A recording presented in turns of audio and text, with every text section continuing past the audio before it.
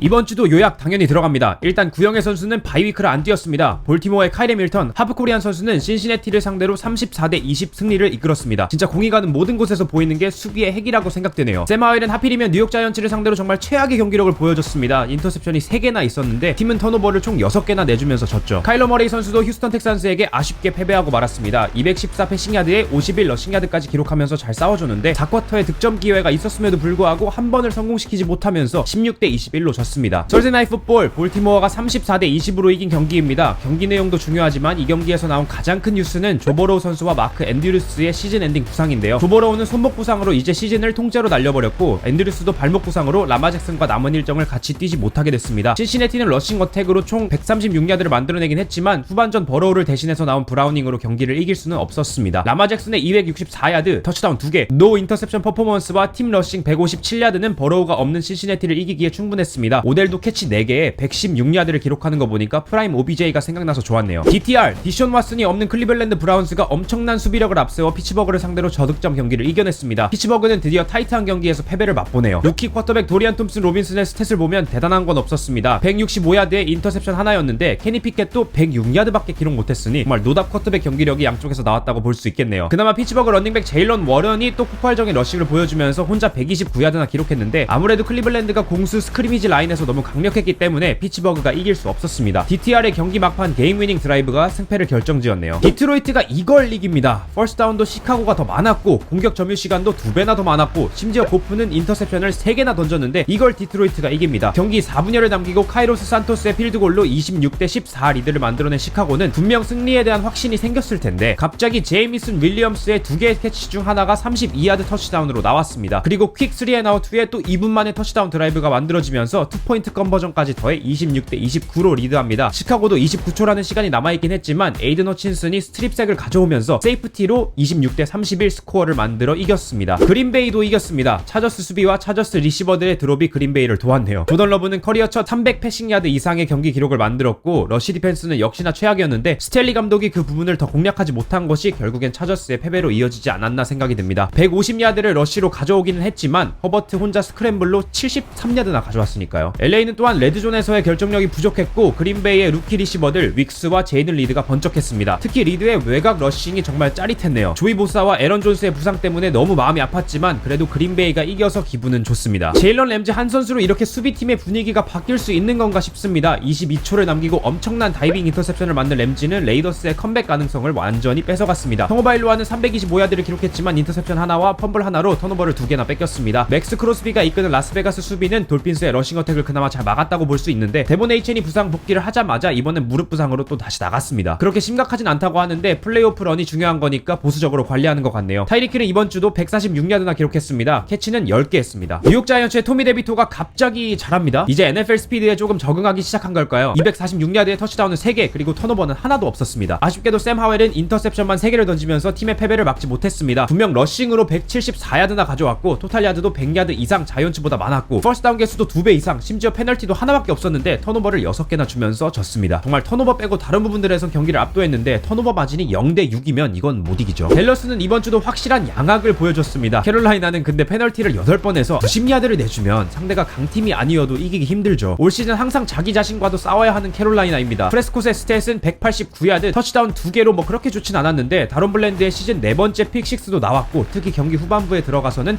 차근차근 점수를 쌓으면서 캐롤라이나의 신락같은 희망마저 모조리 짓밟았습니다. 제규어스가 지난주 경기로 인해서 얼마나 화가 나 있는지 볼 수 있었던 경기였습니다. 특히 칼빈 리들리가 살아났습니다. 7개의 리셉션, 103야드, 그리고 로렌스의 터치다운 패스 2개 모두 리들리가 받았습니다. 테네시의 펌블 턴오버가 2개 있었는데 잭슨빌은 이런 기회들을 가지고 공격권을 거의 안 내주면서 테네시는 총 공격 플레이를 38번밖에 못했습니다. 레비스는 트릭 플레이로 디옵과 터치다운 패스를 하나 만들고 경기 막판에 제퍼리 시몬스에게 또 2야드 패스 컴플릿을 시키면서 터치다운 2개를 기록할 수 있었는데 이때는 이미 경기 결과가 정해져 있었던 시기였기 때문에 큰 의미는 없었습니다. 카일러 머레이의 경기 마지막 드라이브 54야드를 전진했고 엔드존까지 갈 수 있지 않을까 싶었는데 결국엔 다운에 의한 턴오버가 나오면서 휴스턴에게 졌습니다. CJ 스트라우드는 본인답지 못하게 인터셉션을 3개나 던졌습니다. 336야드와 터치다운 2개를 기록하긴 했지만 4쿼터에만 인터셉션 2개를 던지면서 애리조나에게 끝까지 희망을 줬네요. 그나마 카일러 머레이는 확실히 부상에 대해는 신경 쓰지 않는 것 같아서 다행입니다. 싱글테리는 저번주에 150야드를 뛰더니 이번 경기에서도 112야드나 가져왔습니다. 갑자기 잘해서 놀랍네요. 베이커 메이필드 대 브록 퍼디. 퍼디는 또다시 정말 완벽한 경기력을 보여줬습니다. 하지만 49ers의 세이프티 후판과 ACL 부상이 의심된다고 합니다. 퍼디의 333야드, 터치다운 3개, 그리고 완벽한 만점의 패서 레이팅은 템파베이를 이기기에 충분했습니다. 특히 아이육이 156 리시빙 야드를 가져갔네요. 닉보사와 체이스 영은 사이좋게 색을 하나씩 만들었고, 사실 14대 27이면 그렇게 큰 차이는 아닌 것 같은데 경기는 뭐 그렇게 타이트하게 느껴지진 않았습니다. 빌스가 완전히 돌아왔다고 말하긴 이르겠죠. 그래도 제츠의 수비를 상대로 32점이나 득점했습니다. 사실 뉴욕 제츠 공격이 너무 못해서 수비팀이 힘이 빠진 것 같네요. 뉴욕은 정말 오펜시브 라인부터 시작해서 잭 윌슨도 노답이고 게런 윌슨 없이 아무것도 못하는 모습이 보였습니다. 턴오버 4개를 빌스에게 줬습니다. 조시 앨런은 인터셉션 하나를 어김없이 던졌지만 터치다운 3개도 만들었습니다. 칼릴 샤키르 선수의 115 리시빙 야드가 앨런을 많이 도와줬죠. 근데 잭 윌슨 백필드에서 너무 두들겨 맞으니까 좀 불쌍하네요. 램스가 이겼습니다. 왠지 빈티지 스태포드가 부상 복귀해서 시애틀을 잡아먹을 것 같았는데 사실 그 정도는 아니었지만 어쨌든 이겼습니다. 에런 도널드가 지노 스미스의 팔을 치고 스미스가 부상을 당하긴 했는데 그래도 4쿼터에 돌아와서 경기는 마무리 지었으니 다행이네요. 하지만 스미스의 부상 때문에 스미스가 사이드라인에 있었을 때 리드를 지켜내지 못하면서 결국엔 졌습니다. 양팀 모두 공격력이 노답이긴 했는데 4쿼터에만 10득점을 한 램스가 승리를 가져왔네요. 다른 요약 영상들과 동일하게 썬데이 나잇 풋볼 경기와 먼데이 나잇 경기는 내일 화요일 밤 10시 라이브로 리뷰하겠습니다. 좋은 하루 되세요.